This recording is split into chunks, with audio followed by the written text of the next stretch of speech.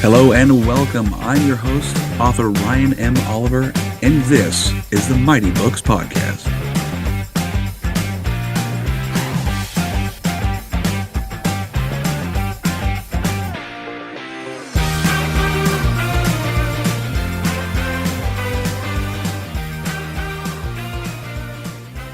Hello, everyone. Welcome back to another episode of the Mighty Books Podcast. Today with me, the featured author is A.A. Dasilva.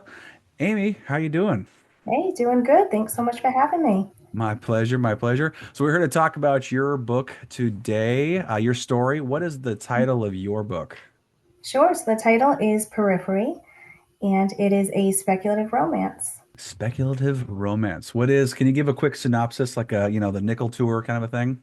Sure. So if you know Matt Haig's Midnight Library, so that's kind of fantasy. My book falls a little bit more on the edge of fantasy and science fiction with a heavy romance plot. And the whole book is based on the tagline of one choice can change everything. And what inspired you to go down this genre? Are you just a fan of science fiction, romance-esque type stories, or what drove you this way? Yeah, so I'm a huge fan of anything medical, really, and near-death experience. I love hearing stories about near-death experiences and what's on the other side. And then I incorporated with that the multiverse because the idea that we have Oh. endless possibilities, what we could be doing, and how we can maybe change or live out some things that we thought were regrets in our lives. So Oh. I wanted to really explore that and add a little bit of medical in, add in some romance and again, that concept of the multiverse and one choice being able to change everything. Whoa, the multiverse too. So you literally could write yourself into a million books. I mean, it's obviously too much, but a lot of books until you just can't write anymore. Yeah, so the multiverse concept to me is just so fascinating because I think we all can agree that we've wondered what would have happened if we made a different choice at one point in our life. And it could be a small choice, that whole ripple effect, could be a major life choice. And that really, it has, it's a great springboard for a story and to explore the different ways that you can go forward in life or how life could have ended up, depending on. Yeah. So I know I just from you t saying that the one choice could alter your trajectory in life. I'm sure you have one or two that you've kind of pondered, like if I went left instead of going right, what would have happened? Do you have a choice like in your mind Oh, that would absolutely. have moved you over? And yeah, I'm just curious, like what drove you to going, that's what I want to put in my book? Like how did that spark? Just It's always been something that played on my mind. My father actually has a degree in philosophy, so we have had these conversations since I was oh. we would always talk about these awesome concepts and the idea like Einstein, Gribben, Green, Dr. Sam Parnia right now. He's a real doctor that's running studies all over the world, and they're looking at these near-death experience patients and what they're coming back and how they're all reporting very similar stories. Mm, So if you take the idea of the multiverse and maybe even reincarnation, and you say to yourself, what if every near miss in life actually happened? mhm, Um, we died in one universe, but we were continuing to live in another. mhm. And our consciousnesses could, go from one universe to another. What kind of implications, could that be? And what if we found out a way to access these alternate lives? Could an agency turn this into something for profit? So it really gave me a lot of, it's something that I thought about for a long time, especially when you think about near misses in life. Hmm. Gosh, if I had been 5 minutes earlier, I would have been in that car accident. Oh my gosh, if I had missed that step, if I hadn't caught myself, these. So it's really something that I think sparked my imagination and knowing about the multiverse growing up, Yeah. always something that fascinated me. Yeah, it's just kind of it goes down that what if rabbit hole. Oh yeah, for sure. And as anyone who's creative and just kind of creative has that imagination, it's just, the options are limitless. Really. limitless to what you can go down and do. So, and then so you're sprinkled in. So it's this multiverse, romantic and science Mhm. fiction kind of conglomerate. You said there's a medical portion in it too? It is. So, yeah, I had to come up with a way that this agency and these people are accessing the multiverse. How are they finding out that it Ah, exists? How are they accessing it? So, if you remember, and it's not the greatest example, but back in the '90s, there was a movie Flatliners. It was a group of doctors. They would actually shock each other and resuscitate to see what was on the other side. That was more of the horror genre. But now, if you put that into this novel, that's how they're finding out and how they're accessing. So yeah, it was a way ah, to creatively incorporate how they're accessing it. I put some real science in there. In my day job, I'm actually a clinical laboratory scientist, so it was so yeah. much fun to take my medical background and sprinkle it into some fiction. It was really. Well, yeah, that's darn cool. The people at your work know that you wrote Periphery.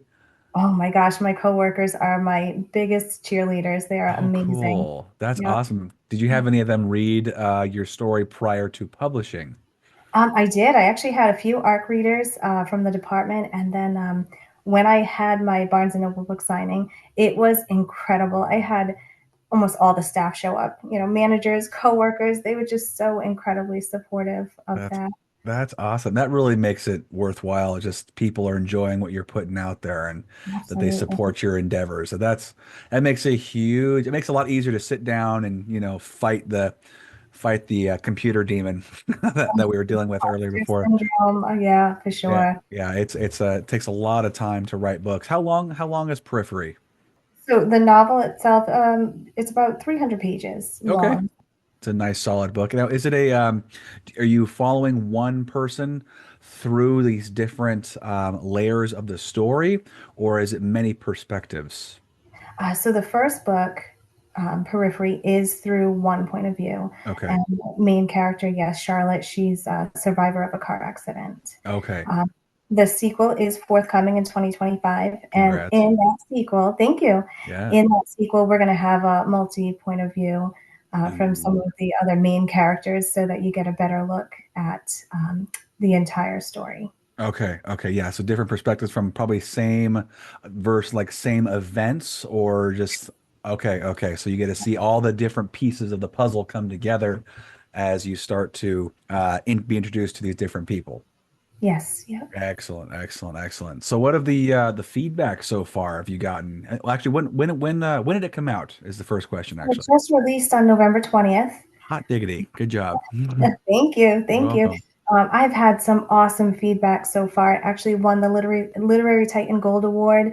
Super Yeah, excited about that. And I just found out that I made the Chanticleer long list for the Shelley Award. So hoping to see that, I hope it moves forward onto the short list. We'll see. yeah, that's awesome.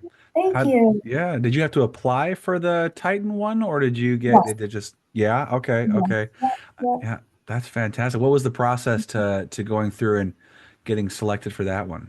So with the editorial review, they choose from some of the books that they've reviewed, and they offer for 5-star reviews the gold award, for 4 stars the silver. So I had gotten a 5-star and made it to the gold award. That's fantastic. And then you get to use a cool stamp to kind of help Oh market the yeah, book and make yeah, it stand out very even helpful better. with marketing. Yeah, Yep, I really especially like as a that. new author. What's that?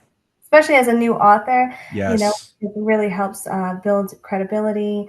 And really glad to have that behind me, and hoping, like I said, to move forward with the Chanticleer one and gain a little bit more traction there too.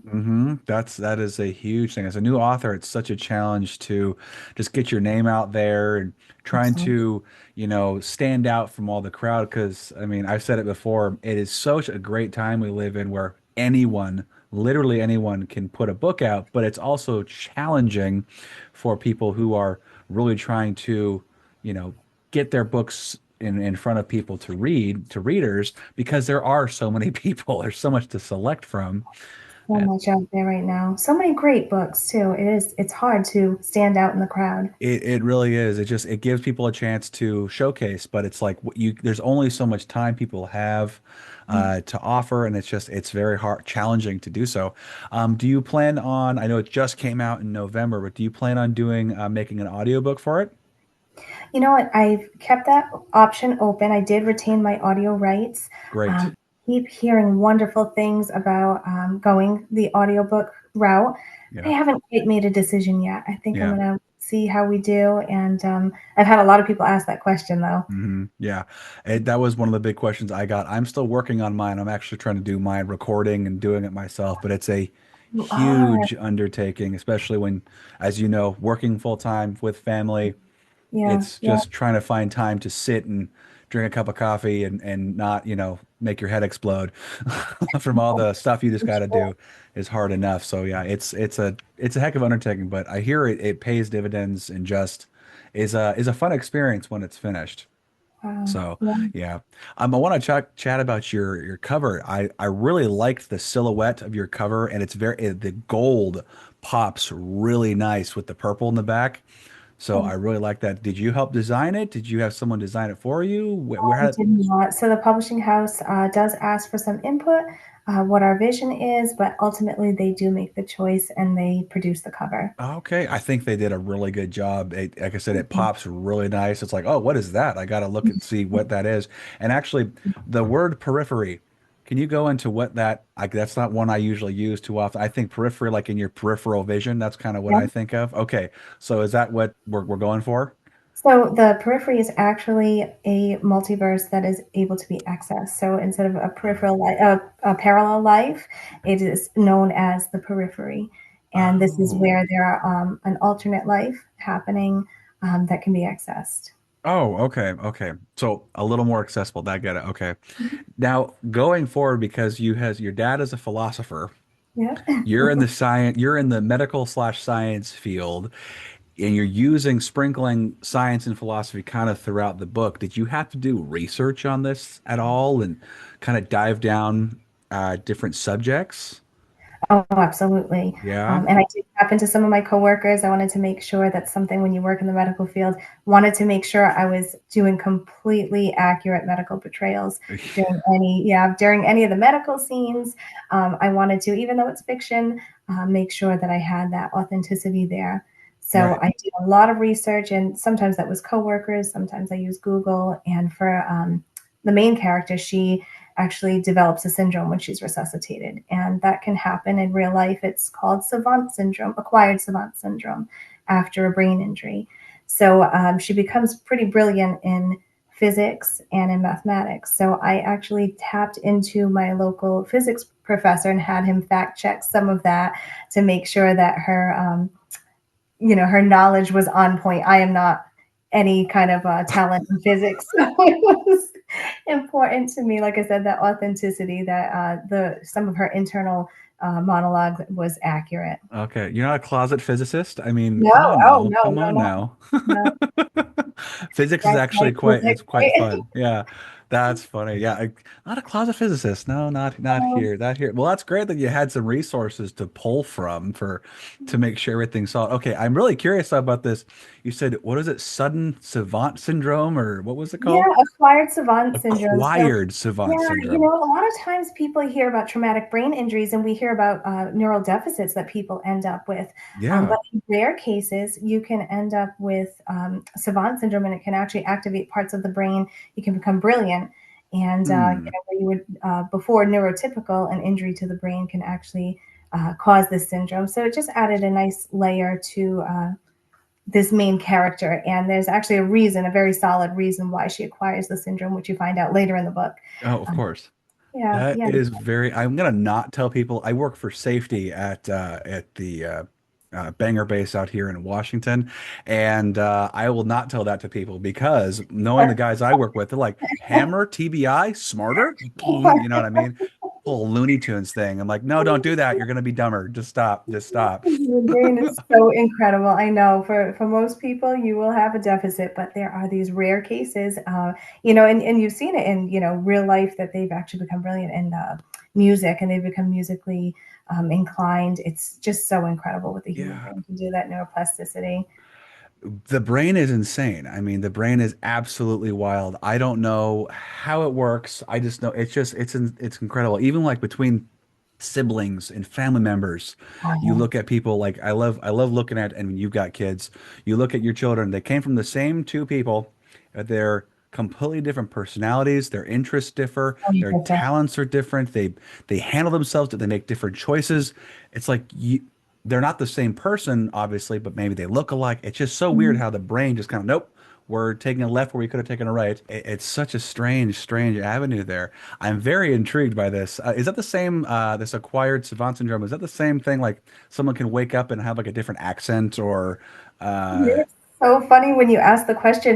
That's the one of the other syndromes that came to mind is called foreign accent syndrome, and that can actually happen after a brain injury as well. oh, When you okay. wake up and you have an accent from a country that you've never even been to, a language you've never spoken before. Imagine when you wake up and you've got a nice little British accent. But yeah, no, no, it Yeah. definitely happen. There are these again crazy, crazy things that can happen with the human brain, and I say reality is definitely stranger than fiction sometimes, isn't it? Yes, yes, it is. I've tried to be as creative as I can be, and then sometimes I read some of these other stories. I'm like, this is reality. Like this is insane. Just some of the crazy stories, adventures, and ways we figured out how not to do stuff Mhm. in our timeline. It's nuts. But yeah, the accent thing just blows my mind. I've seen people change accents when they start drinking too much. No. Yeah, but that's a little different. That affects the brain, but that's so funny. That is insane. I absolutely love that. And so okay, so you went from so you're currently working at a laboratory. Yes. Okay. So have you always been a science-esque person, like just gravitating towards science? Yeah, I have. I think my first job in medical, I was 19 years old. Oh, I wow. started, yeah, I did. I just was really drawn to it. I think all things medical are fascinating. And I'm going to, again, go back to growing up, probably with that philosophy. And we Yeah. had a library at home with all kinds of cool books. And I think that just really sparked, I've always been a huge reader, but Yeah. reading about this again medical phenomena and different things in the world that are actually nonfiction, and then putting it together with fiction. It's just so incredible. I think the world around us is amazing. It So yeah, is. the working in medical, half the time the stuff that we see is stranger than fiction. So I have never get tired of it all these years, over 20 something years in the field, and I think it's an incredible career to have. And it's a necessary one. I mean, I'm not sure if, tell me if I'm wrong, but are we needing more people in the medical field? Are we struggling getting people in the medical field? For Okay. sure. And I We think are. after the pandemic, we saw just such a large portion of our staff leave. And I don't think it was ever adequately replaced. And I think that's across, the country, across everywhere. Mhm. So we definitely are in need of people that are willing to work in the field. Yeah, the willingness, that's a big Mhm. one. And we're seeing that on the trades and we're seeing that in the school districts as well. Absolutely. We need bodies. We just did a huge hire. We're trying to do a hire of several hundred people just where I work, and we're at smaller command. Other Mhm. places are trying to go up a couple thousand just because they're so short-staffed. And I know my wife's they're trying to get more teachers. It's insane. Yes. They're kind of it's sad. They're like lowering the bars to get more bodies in. It's like that's not how we should be doing things, but I Yeah. get it. I get it. So I wanted to do a follow-up. I think you might have already answered the question, but so you're into science, and then when did the drive to write kind of spark? Was that always there too, or do you discover it later in life? No, that was always there. It was actually published for the first time at age 10. But I am a Dang. Capricorn, so I am very, very grounded and very, realistic. And I just didn't think growing up, or even when I hit my young adult years, that I could make a career out of it. You always hear the term starving artist. And I just said to myself, I had a certain drive. I needed to make sure I had a stable income, family. We're also a military family, so that would Mm, play into it as well, and I wanted to make sure that I had that secure income. So it wasn't until, I got deep into my career and then the pandemic hit that I said, I've always wanted to write. I've always written on the side. I had a lot of writing projects I would do. I would do medical writing for the doctors that I worked for. And then 2020, it really hit me. And I said, I always wanted to pen a novel, and I finally did it. You know what? It's if you go through just the selection of people I've talked to, I would say about let's say 40%. I might be going high here. Mhm. 40% around COVID, I had time and I had the interest, and we are like, let's start writing stuff. A lot of people, it was kind of a blessing in disguise almost. Yeah. As weird as it to say about a disease, a pandemic, but Mhm. it gave people a lot of time and time to reflect and then work on something they've been trying to hold on to and create for a long time, which is kind of Absolutely. neat, kind of neat. Yeah. Now, how long did it take you from the moment you're like, I'm gonna write this down? How long did it take you to get your first draft done? I want to say it took about a year. I had Okay. Periphery written in about a year. So from 2020 to 2021, but I didn't get the publishing contract until 2023. Oh, okay. Yeah. Yeah. Those procedures take a while. How did you go about getting the contract? I'm curious. So I queried agents, and I initially the project was only meant to be a personal project. I Yeah. had no intention of pitching it. And once again, that grounded Capricorn in me said, "No, this is this is just a dream. I want to make sure I fulfill." And then I just started to look around a little bit, and I noticed a few agents that were acquiring in my genre. So I got the typical rejections, and I probably didn't query as hard as I could have or should have. I would send a batch out, get a couple, a few rejections, and then say, no, this is just a personal project. Mhm. And it finally, I was looking at some small publishers saying, well, maybe I'll try my hand at that. I'm so new to this. And I sent a couple out, and I got a few bites and ended up going with my publisher now, and really glad that I did. That's fantastic. So yeah, it takes a little bit of time to get the experience, I bet, to get out there, and a lot of time, a lot of fun though too. So with this book, you got a second book hopefully coming out in 2025. Yes. Will it be a trilogy you planning, or just going to stick with two, or what's the So far, yeah. future? What's the So future far, just picture? the duet. Yeah, just the duology, just the two books, I think. You never know what you You never never know what know. the future holds, but yeah, so far it's just the two book series. That's awesome. Now, do you work with any collab with any other writers or authors groups? I know you're busy with work and family and everything, but do you collab with anybody, or is it just kind of whenever you have the time, that's when you sit down and write and maybe share with like some family members or friends? Yeah, yep. Just when I have time, I sit down, I write. I have a really good friend. It's actually a coworker who's a beta reader for me. Oh, great. So she's amazing. And yeah, I don't have anything organized. I'm not with any critique group. So Right. my life is so busy. I would love to do that, but I can't even imagine where I would fit it in Yeah.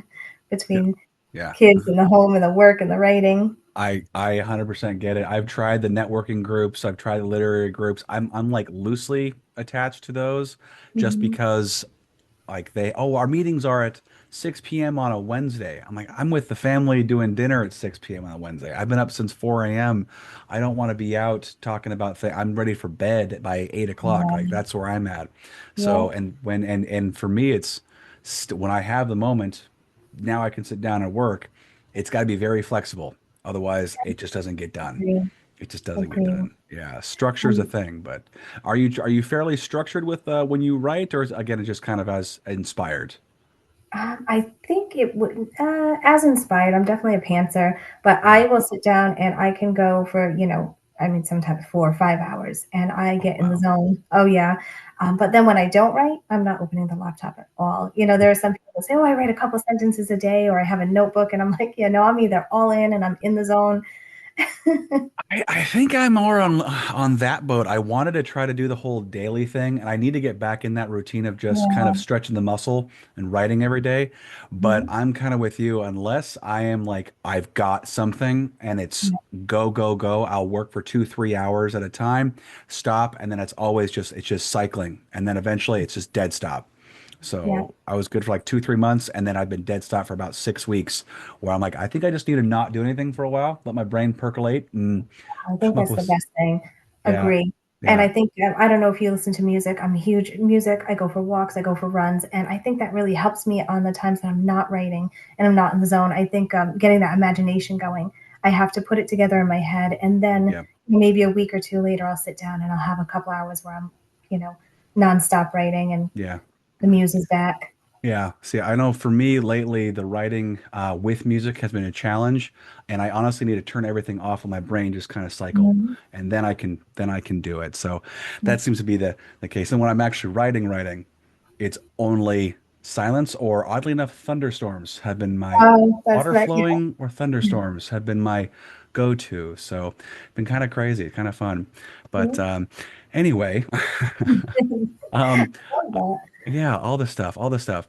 I'm sure people want to know where we can actually get copies, though. So where can people find you in person, hopefully, Yeah. find your books? Where can they buy your stuff? Yeah, so my website has a universal link. My website is aadasilva.com. The book is available at all major retailers worldwide. So we have Barnes& and Noble, Amazon. It's an ebook and paperback format. So I'm very active on social media. I'm on Instagram, TikTok, Facebook. So yeah, all my links are there and at the website. And yeah, I hope anyone that's interested, check the book out. Love it. Absolutely. It sounds intriguing. It sounds very interesting. A good kind of a combination of many genres and something you don't really hear about multiverse stuff and philosophy and medical things. I'm like, okay, I got to check this out. This just sounds really cool. So when I get a minute, when I get a minute, I'll sit Very down and read this. accessible. Yeah, it sounds it's not heavy. No. Those are the concepts, those are the undertones, but definitely very accessible, very contemporary. I think a lot of fans of, like I said, different genres would enjoy and appreciate it. Yeah, yeah, excellent. Well, Amy, thank you so much for coming on and talking today. And then definitely keep me in mind for when you get your next book out. I'd love to chat with Yeah, you again and get an update and seeing how everything's going. It'd be really fun to catch up and go from there. So again, I appreciate you coming on and chit-chatting for a little bit. awesome. Thanks so much for having me, Ryan. Really Yeah, appreciate it. no problem, no problem. All right, guys, please go check her stuff out. It sounds extremely interesting. I want to go check it out. I want to see all the different options this person has to live with and different choices they could have made. I think that's really cool. I hope you guys really enjoyed this. Go check it out. And as always, stay mighty and keep reading.